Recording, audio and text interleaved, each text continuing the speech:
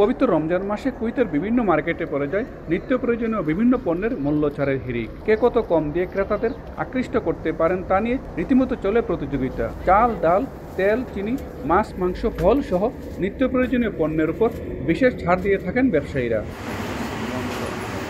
এ প্রতিযোগিতায় পিছিয়ে নেই সেখানকার বাংলাদেশি ব্যবসায়ীরাও। ব্যবসায় টিকে থাকতে বিভিন্ন মার্কেটের সঙ্গে তাল মিলিয়ে তারাও বিশেষ ছাড় দিয়ে থাকেন রমজান মাসে। প্রবাসী ব্যবসায়ীদের আইন মেনে চলার আহ্বান জানান বাংলাদেশ ব্যবসায়ী নেতারা। সরকারি, বেসরকারি, প্রাইভেট সেক্টর সবখানি মূল্য ছাড়ের একটা হিড়িক পড়ে যায়।